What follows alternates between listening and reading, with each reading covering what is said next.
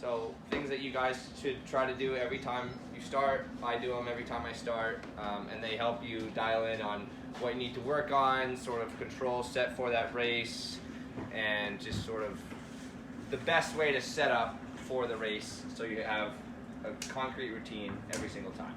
So you can do it differently depending on what kind of start you have. So we have 5-minute starts, we have 3-minute starts. In a 3-minute start, here's our line. I break it down by 3 minutes, 2, 3 to 3:30, or 2:30, 2:30 to 2, 2 to 1, 1 to 30 seconds, 20 seconds, 10 seconds, and then we'll just say sequence, so 5 to go. So, at 3 minutes, what I like to do is I'll put my boat right here and wait for the person to blow the starting signal. So, one, this allows me, if it's really windy and it's a big line, I can hear exactly when they start and I can time my watch and sync it perfectly. If you're down here and it's really windy, you get like a second delay from the sound traveling to you. If it's a really big fleet, you might not even hear the starting sequence, and then you're 10 seconds late, and then everything's all mixed up and you don't know what the time is, and then your routine's all messed up. So put your bow right next to the committee boat, either on one side, the other side, just right behind, just sort of in, let's just say in a 1 boat length circle around the committee boat. So 1 boat length. Stay in that area until the gun goes off. A lot of people have gotten in fights just trying to stick around here and be jockey for the right position, push people's boats back or whatever. But again, just so that you get the time set. And that's where my 15-second alert is helpful. Yeah. Now you know it's coming. Yeah, and you can hear. Sometimes they just boom. They just start the 3 minutes. Right, and then you're screwed. You gotta wait for the 2-minute one. And a lot of times you can hear like little tiny beeps too, where it's like beep, beep, beep, beep. So it counts down from like 10 or 15 or 5 or whatever, and just get it right on. At go, or at 3 minutes, I pull in my sail and sail as fast as I possibly can, getting all my controls as perfect as possible. So if this is our, I'm gonna make the line a little smaller. This is our line. Start and sail out for 30 seconds. Tack and sail for 30 seconds. And then you're at 2 minutes. It's probably gonna take you, depending on the breeze, 30 seconds to 15 seconds to get back down, right? If it's really windy, it might take you 15 seconds. If it's really light, it might take you 30 seconds or a minute. But again, this is all sort of arbitrary, so be conscious of current. If there's a lot of current pushing you out, if it's really dead breeze, maybe only go up for 10 seconds and then 10 seconds and come back. But the general standard is 30 seconds tack, 30 seconds, and then come downwind. So what you're trying to do is you're trying to stay sort of in the center of the line. The reason for that is because this is a check-in. You do your homework when you go out in the morning and before you do the races, you do your homework and try to find out that, okay, it feels or it seems like I'm sailing a lot higher comparatively on starboard versus port, right? You do a split tack with somebody, you round the pin, round the committee boat, see what angle is higher, and this is just a check-in to confirm, like, okay, yes, it still seems like the right is good, lifted tack, or the left is lifted tack, or headed or lifted, vice versa. But you want to sort of stay in the middle, so you start by the committee boat, come out, you're gonna probably get a little bit past the pin, tack, probably come more back towards the middle, but again, just sort of staying in the middle so that for the condition you're starting in, the wind's not really going to change that drastically in 3 minutes, right? So just get the most accurate and up-to-date information at that specific point in time so that you can start with the best breeze. So if it's a little bit right on that first starboard tack, then maybe you're going to want to start towards the boat. If you tack and you find that you're getting really lifted on port or that you're getting really lifted on starboard, then it might be a good idea to start more towards the pin, that specific start. So this is just to check in every single race. You do this, find out what the most current breeze is, and then it might change up the beat. It might change if it's a 5-minute start, it might actually change in that start, but 3 minutes is short enough that the breeze isn't really going to change that drastically.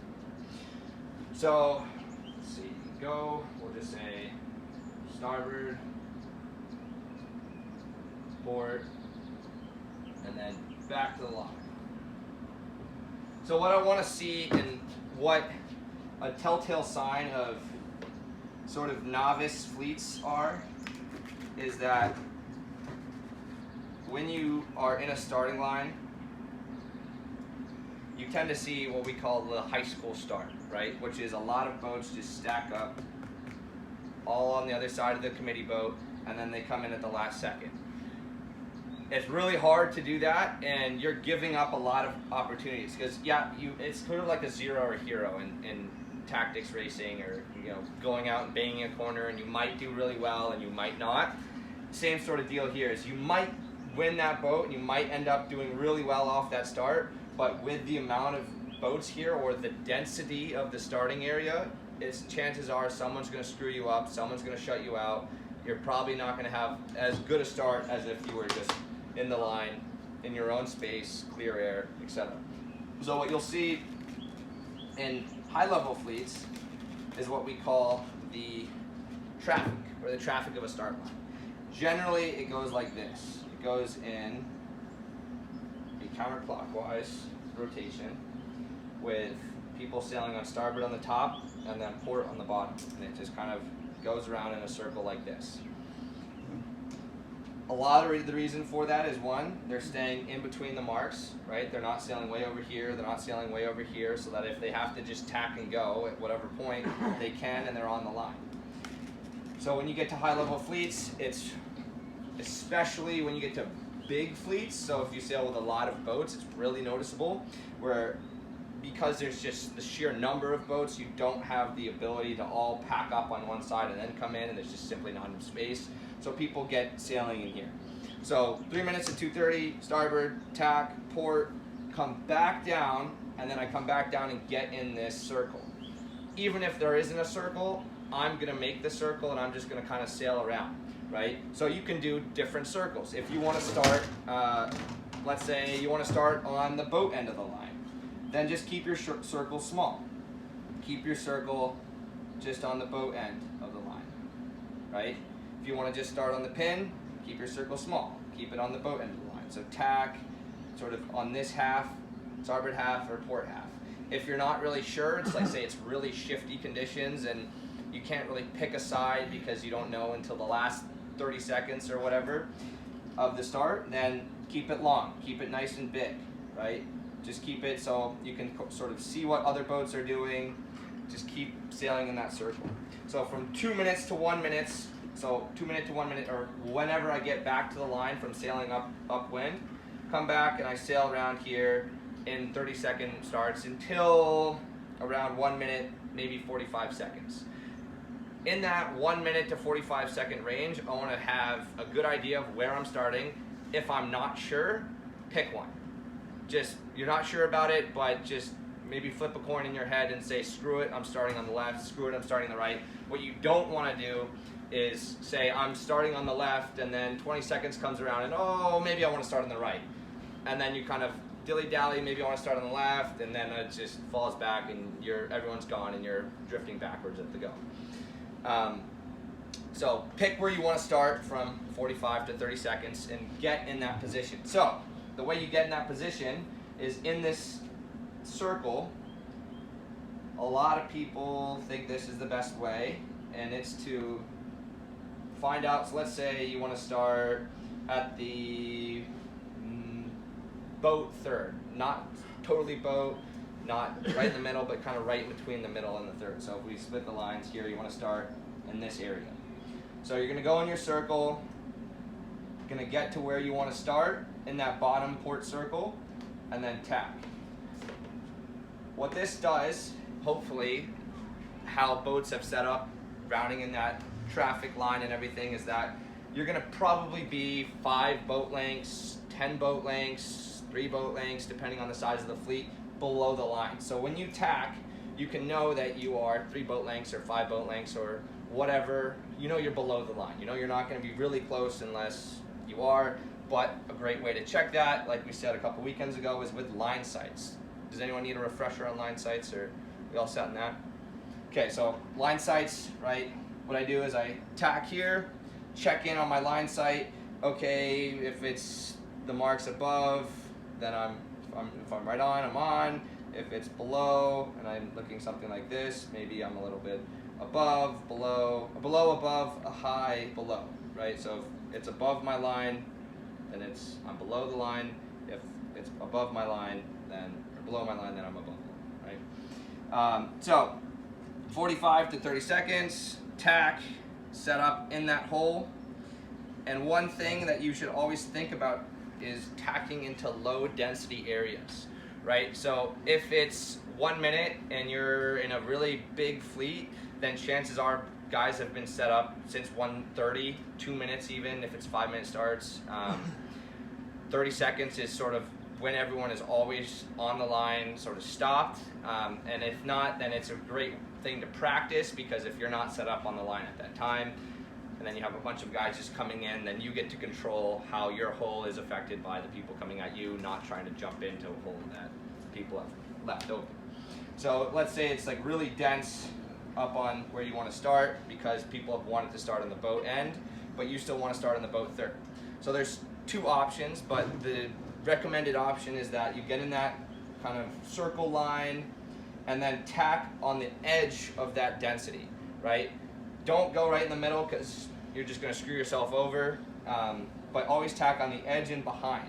So what you can do with the edge and behind is that, one, you can shore up and you can get really close to this bottom group of boats, or this bottom last boat.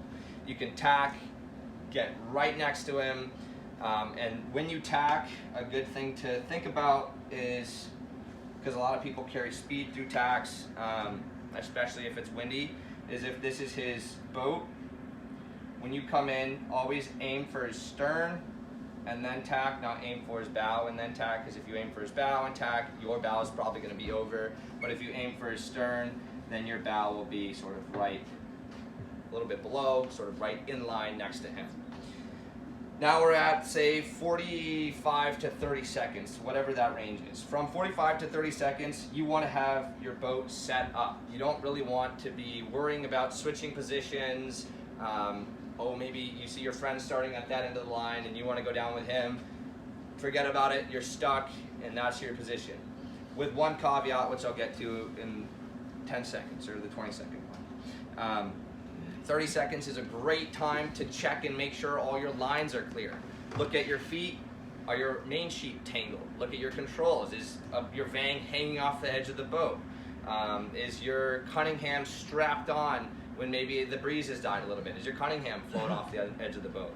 Did someone hit your wind vane and it's bent off course, right? Just do a quick little look, right? There's a bunch of random things that could have happened that will affect your race later on, and you want 100% focus on boat speed after the start. You don't want to be like, oh, I gotta reach down and grab my vang, or oh, my wind vane is off kilter a little bit, or I have too much control on here, or my line's hanging outside of my boat. You just want to be 100% focused on sailing fast. So at 30 seconds, I always do a little check around, just a quick glance, see if anything's off, everything's perfect, and I'm good.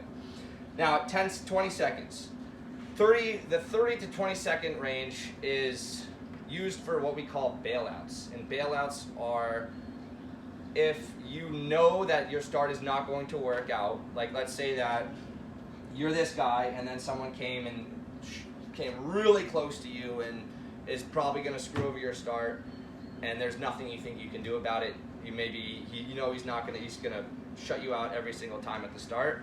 That is your moment to get out. And when you get out, like with saying where you want to start, be decisive. The longer you wait and the extra second that you take to decide to bail out is going to cost you potentially the whole start. So what you can do, a couple ways are, The best way that I like to do it is backwind, right? So backwind your sail backwards a little bit. And this is a technique which I would recommend just going out on your own and practicing, maybe going out with some friends and practicing, but it's backing up and a little bit to the side, right? So you back up, push your boom way out past 90, and don't really steer all the way over first, but just kind of steer in the middle and then slightly to the side, and you back up over here. So now your boat's looking like this, and now you've bailed out. So now you have the option to either maybe tack and come in here, or, which I would recommend, is now that you're behind this guy, right, just sail right up next to him and take his hole, right? So he just took your hole, back out, come right back in, take his.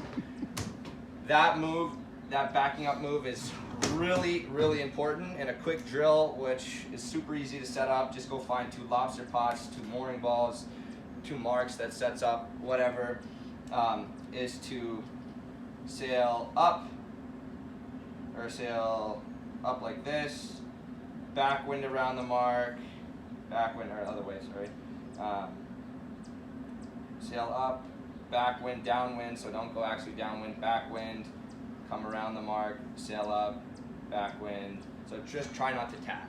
Sail the whole thing without tacking and backwind around. And this movement here, that backing up with an L, is extremely important, and the better you get at it, the better your starts are going to be, because you can bail out at 10 seconds if you have it really down, 20 seconds, 30 seconds, whatever. Do remember that when you're intentionally backing up, you're a keep clear boat. Right, so you have no rights. You're a keep clear boat. Yeah. If you're intentionally sailing back. You have no rights. If you're just drifting backwards because you went up and you're just drifting backwards, that's a different thing. You're still on starboard tack. But if you push that out, start backwinding it, and intentionally go that way, then you become a keep clear boat. So, great point. Yeah, no rights, so look behind before you backwind, don't just backwind. Make sure there's nobody coming. Good point to think about is sometimes people have set their vang on before 30 seconds, 20 seconds. Take your vang off to backwind. It's much easier, because if your vang's on and you backwind, it might pack you. It might head you up too quickly. All of the above. Just make sure your vang's off, you look behind, and then you back up. So, 20 seconds to 10 seconds. This is, again, just controls, controls, controls, controls. You're just think about, the way I like to think about it is like a derby horse in the gate, right? Just like you're ready to go, and if you pull the trigger too early, you're going to be over. But if nothing's right, like maybe the gate doesn't open or you trip coming out of the starting line, you lost the race, right? So don't trip, have all your controls correct, clear, your feet aren't muddled, your steering isn't muddled, right? Nothing is just tangled, everything is clear. Again, I cannot stress that enough, because you do so many starts where you go and all of a sudden your feet are tangled up in the main sheet, your vang is tied in a knot, your Cunningham is twisted, right? So just make sure everything is clear before you start. Then at 20 to 10 seconds, this is where the least favorite people come and take your hole, right? As we call poachers, right? So they like to come at the last second, or people who've bailed out. Maybe they didn't have a great start, they back up, they get out, and they look for whoever's got a nice big hole that they can come in and take. This is where your head should be on a swivel, right? You're looking behind. My head is literally like going like this the whole time. Look behind, look in front, look behind. I'm not really worried about what's in front of me, because I've already checked that, right? I did that at 3 minutes, 2:30 to 2. And then just sailing around in that little circle. I've checked over my shoulder, check upwind, see what the wind's doing. I don't need to worry about the wind right now. Nothing's going to change in that 10 seconds. All that matters is having a good hole and having the space to start fast. So my head's on a swivel and I'm looking around, especially from, if your boat was here, right? This is a great spot for people to come in because they see a hole and they just come in like that. This is a great spot for people to come in and tack. And then this is a great spot for people to just come straight behind. So how do you protect against somebody that comes there or tries to take your hole? The best answer, which will deter a lot of people, is just be vocal, right? Be vocal, like, hey, don't go in there, that's my hole, whoa, whoa, whoa, don't go in there, bow down, or starboard if they're coming in on port, starboard, starboard, starboard, right? Just speak to them, and a lot of times they're just gonna get flustered. Maybe they're like, okay, whoa, he means business, he'll back off, right? They won't go in there about 90% of the time, but you know, every now and then you get that guy who just comes right in there. Come up. Right, so You just ignore him? well, there's two ways that you can do that. So first, you put your bow down. Put your bow down and let your sail out. Vang off, sail out. If you have your vang on and you let your sail out, your vang's gonna catch, pull you forward, and push you over the line. So if you're protecting your hull, make sure your vang is all the way off so that you can let your sail out, it stays luffing, and you can easily head the bow down and move the boat in whatever direction you need without it moving forward, right? Sort of just stuck on that thing, stuck in that one position. So let's say that we do all our yelling, we point our bow down, we sort of sail right at him, and we're really aggressive, but he just comes right in there anyways. So what we do then is trim and be active, right? So let's say we got a guy coming in on port tack. If he comes in, he's probably gonna try to tack and right underneath you. So what you can do is when he tacks, you're waiting for the moment that he tacks. When he tacks, he can't come closer to you anymore because he's not on the tack coming closer to you. The only way he can go is he can slide down, maybe shoot up a little bit. So what I like to do is sails luffing, he comes in, tacks. As soon as he completes his tack, I'll take whatever space I have, trim in, right? Trim in my sail a little bit, sail into him, and then head up, almost close hauled, almost head to wind, and almost a slightly bit past head to wind, and just try to drift this way as much as possible, right? So keys for this are put your shoulders down, right? In some cases, so sail into him, pull, sail in, vang on a little bit, right? Head up and just try to drift this way. It's windward sculling. There's a term for it, but I can't remember it. But there's a rule, like you can't go to windward, backwinding your sail, windward sculling, or I can't remember the name, but the technique, the old technique was to put your hand on the boom and then scull really hard to windward and head the boat down, and your boat just kind of slides up, right? So they've made it illegal to put your hand on it, but what you can do is you can put your shoulder on the boom and just kind of let the boom kind of rest on your shoulder, and then just not really scull, but kind of steer down every now and then, and your boat will slide all the way up and get that extra distance. So this is sort of that gray area of the rules where it's really useful if you can get it right, but again, if the judge calls you for it, he calls you for it, but it's just trying to make it discreet. So put your shoulder on the boom, let the boom come back and fill the sail, and then scull, and your boat, if it's here, should, try it today, I highly encourage it if there's breeze, and just slide that way. So now what you've done is you've protected your hull, right? You let some guy come in there, but now you've slid a little bit higher, and then you have the same hole that you have.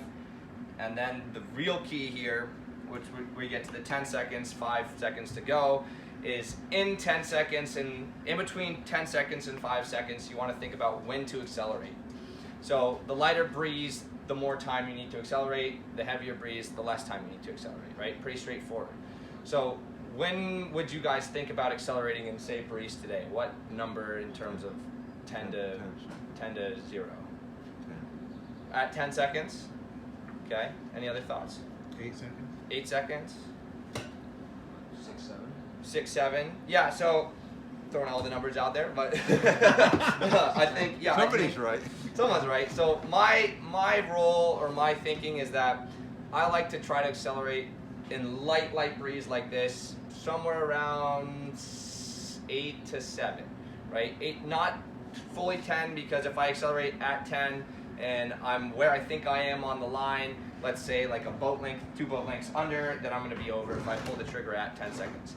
At 8 seconds, 7 seconds, I'm sort of in that fine line where if I pull my sail in and get full speed, I'll be able to hit the line right at go, depending on the breeze condition. Also, big factor is current, right? You got to think about the current. If the current's pushing you over the line, that 8 seconds just turned to 4 seconds, right?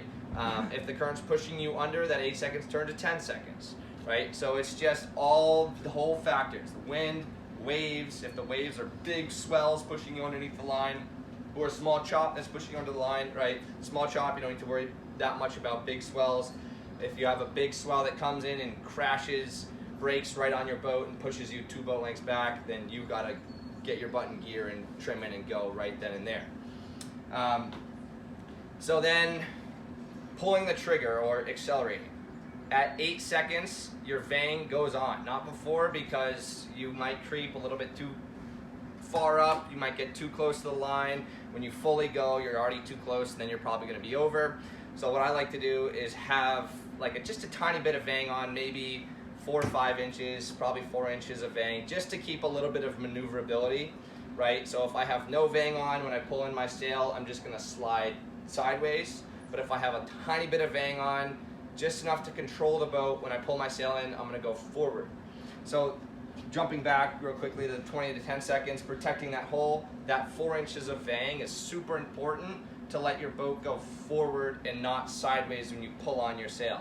So always have a little, every time you head up in the start, try to think about having a little bit of vang just to keep the boat moving forward, engaging that leech and flicking the boat and the bow forward, as opposed to leech is completely free and open, and then all the power that you have spills out the top and your boat slides sideways. So 10 to 5 seconds. 10 seconds, you're not accelerating, great time to pull on your Cunningham if you haven't done so already. Outhaul should have been set by now, right? So when you do that check at the 3 minutes, have your outhaul for that setting, right, for that breeze condition, forget about it. You don't need to worry about it. Maybe halfway up the first wind repeat, you can check back in, see where you're at. But have the outhaul set, and if you haven't set your Cunningham before 10 seconds, do so at 10 seconds. This saves a lot of sail life, right? A lot of people who have brand new sails don't want to crank on the Cunningham all the way and keep it cranked on, because it just ruins the life of the sail. So they'll put it on at the last possible second just to save the life of the sail. And then vang on at 8 seconds or whenever you're fully accelerating. So the order of operations is Cunningham, and then as you're doing your acceleration, right, a good thing that I like to think about is I'm luffing, just barely close hauled, sort of in the wind, waiting for the start. 8 seconds comes, vang on, head down, lean in, flatten, heel the boat, flatten, trim in, and go. So vang on at like the last second. That's the first thing that you should think about. Not vang on, wait for 5-10 seconds, and then come down and accelerate. If it was windy like it was last weekend, if you have that little bit of extra vang on, then there's a really good chance you're gonna get stuck in irons at the start and then drift backwards. So you want the ability for one, control with a tiny bit of vang on, but if you have too much, it's gonna push you into irons and you're just gonna be drifting backwards at go, as opposed to being able to come down to close haul, a little bit below, do your acceleration, flatten, and go. Any questions on the starting routine? Okay, great. One more quick thing, just sort of a concept thing, and then we'll hit the water. And this is the idea of high mode versus low mode. So high mode is, I think I talked a little bit about it, but I just want to touch on it again in regards to starts. High mode is going to be used for if you need if you need space, right? So let's say you didn't have the best start, right?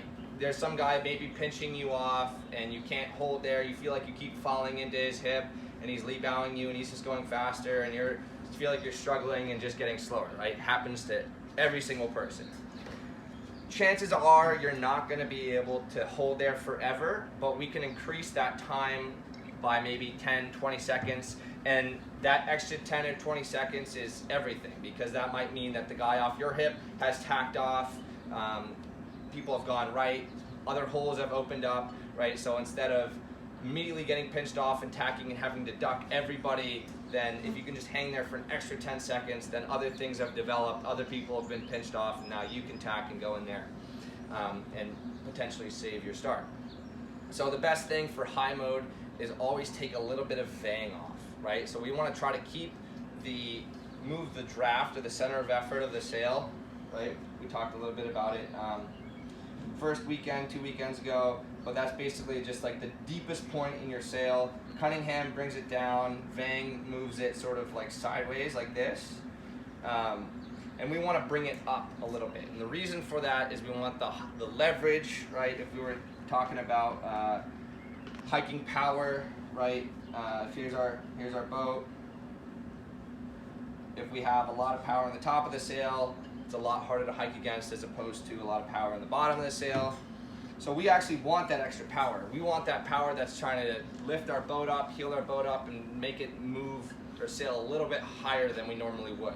So whenever you're trying to go for a high mode, there's a couple things to think about. One, take your vang a little bit off, right? If you're block to block and you felt like you were fast, take it off an inch. Just trying to play with it, didn't feel good, take it off another inch, still didn't feel good, bring it back in, sort of micro trim it, right? So micro trimming is if it feels really, really fast, pull it on an inch. If it feels really, really slow, take it off an inch, right? So compare yourself to other boats, steal with your eyes, see what their settings are, see, oh, he's sailing really, really high, his vang is here, right? I know a lot of people in Newport, or for example, have come around with like tape measures to people's boats and measured the distance they have from their vang block to the line and all the proportions of their rigging, right? Just to get the exact thing. That's good, but every person's different, height's different, weight's different, leverage is different. So it's a lot more personal to you. But vang off and then getting really tall in the boat. So a lot of people you see is like what they call the opti style. So if you see a bunch of young opti sailors, they like to sail with their back hunched over like this. That's terrible, right? We call that the meatball. When you're all hunched over like this, you can't like feel anything in the boat, and you're pretty stable, as in like no one's gonna push you and you're not gonna fall over, and that's not what we want. In a sailing boat, we wanna be super dynamic and unstable. So that means getting really tall in the boat so that try to think about extending from like your core up, pushing your shoulders back, head up straight, and just trying to keep everything as like the best posture you have. Think about someone like pushing their thumb right into the back of your back, right? Keeping your spine straight. And that keeps your boat really unstable and allows for you to feel the different changes in pressure. So you get a little bit more of a puff and your boat's gonna tip over a lot easier, and you're gonna be able to feel it tip over a lot easier as opposed to being all hunched down and low in the boat, right? Same concept as this. If you're low down here, you're not gonna feel as much, right? It's not that hard to hike against because there's not that much leverage, but you want the tipping power to be really tall in the boat and feel like every little breeze change. Like if any of you ever climbed a mast, like climbed an Etchells mast or done anything like that, quick story is I was sailing in a sonar race and my crew skied this spinnaker halyard in mid-race and like 20-foot swells, and off Prout's Neck I had to climb up the sonar mast, grab the halyard, and then climb back down. When you get up there, it's really swayy, right? Everything's super unstable, and you just feel like you're gonna get thrown off, and you could get thrown off really hard, right? The amount of force that's up there is much stronger than what's down below in the boat. So again, really just try to think about being tall. Vang off, being tall, and ease your main sheet a tiny, tiny bit, and try to just sail higher. That's high mode. So if you're struggling to not get pinched off, vang off, tall on the boat, ease your controls a little bit, and then just try to very gently come up higher. And then any power that you do get, right, so you get a puff and you feel like the boat's gonna tip over a little bit more, flatten it, but not all the way, right? So if this is fully flat, you wanna just play from the heel to maybe a little bit less heeled, heel, a little bit less heeled, heel, a little bit less heeled. The reason for that is once you're completely flat, your boat wants to go straight, right? If you're heeled, it wants to come up and straight a little bit, right? So if you go completely flat, or in a lot of cases, if you go over flat, you're just gonna slide down and you're gonna slide down into that person, right? So if you're flat, and this guy isn't flat, then you're gonna sail straight and he's gonna be coming up a little bit, and that's why a lot of people lose that lead bow. Is because when he's pinching, he's a little bit more heeled over, coming up a little bit higher, and you're just trying to sail flat and as fast as you possibly can, which is good mentally, but what the boat wants to do is just wants to go straight and it doesn't want to come up a little bit, right? So that's high mode. Any questions there? And then low mode, just to touch on real quickly, is just the fastest way you can possibly sail, right? Controls are set, you're not trying to pinch, you're might even be going a little bit lower than possible, than straight on, right? So footing a tiny bit just to get that extra bit of speed. And I touched on it last weekend or 2 weekends ago, and this is a great move for if you are getting lead bowed and you know that you're not gonna make it or you're not gonna hang there for very long, right? You use that high mode until you feel like the last second and you absolutely possibly can't hold it no more. High mode, high mode, high mode, and then you go low mode, sail right into the guy as close as you possibly can, don't hit him obviously, and then tack, right? So use that low mode, get right into him, shore up that extra space, tack, get out of there. Any questions on that? Sometimes I notice the starts in Wickford, when in the first probably 2 or 3 minutes, the guys are, you know, the starter's gone in there, like snapping the boat, snapping the boat. Is that helpful? Or are they trying to propel? So like they're kind of rocking it back and forth? Yeah, they're just, their torso is going out and trying to snap the boat down. Yeah, so it's all about the amount of the apparent wind that you're creating. So in heavy breeze, you don't need to do an acceleration, right? You just need to trim in your sail, hike out, and go fast. In breeze like today, where it's really flat and light water, then the amount of apparent wind and the amount of like speed that you can get the sail moving through the wind and the dagger board moving through the water, right, is going to propel your boat forward. So it doesn't really help a lot, right? You can still get a really good acceleration from just sort of being lackadaisical about it and not really breaking your back, just sort of doing it at the right time. So doing it at the right time means that finding the correct amount of heel to flatten the boat. So if this is the water line and our boat is, let's see, our boat's like,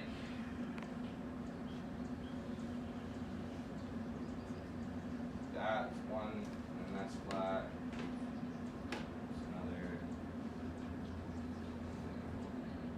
Thanks. So think about this as like fully heeled over, your boat's like in a roll attack, you're on the edge of capsizing if you go any more, right? When you flatten at this point, breaking your back, bending it over, right? You're pushing your feet out like that, right? And you think that you're going flat like that. But what you're actually doing to the boat is you're pushing it into the water a little bit more. So think about like this little corner is getting drove down into the water. You are now having more wetted surface, more boat to drag through the water, more boat in the water that's going to be affected by current, right? And you're stalling your boat out, right? Your boat wants to go into the water, you want to go flat, right? You're trying to put your force out this way, your boat's trying to go that way.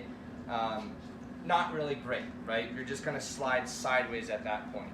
So what I would recommend is try it out today. Just do a couple accelerations on the way out there. Heel the boat over really far, and then there's a point where you get to this area where when you flatten, all you're doing is bringing the boat down, right? Down and forward. And that comes from being at this height, this heel amount, waiting for a second. What I do is like, when I was learning it is I would jump up with a really big heel, count 1, 2, 3, and then flatten. In today's breeze, it might be like 1, 2, and then flatten. But it's again just trying to get to that feel of where you're just going to flatten the boat and not push it sideways. And a lot of people who do this back breaking thing, I think that mentally it feels good, but they're pushing the boat down in the water, sliding the boat, stalling the boat out, And a lot of times you'll see a little like spin or wave or splash come off of their rudder, and that's because the rudder hasn't entered the water correctly, etc. And that comes from the rudder going sideways, right? So if you look back and your rudder has no splash, you just go straight off the line, that's the ideal acceleration, where you don't need to bend your back. Any other questions? All right, I'll turn it to Peter. Well, I can see everybody getting anxious to get out into that lake bridge, so we'll just go get started. I'll fill you in on some of the other details and stuff later. Yep. Okay. I have just one quick question.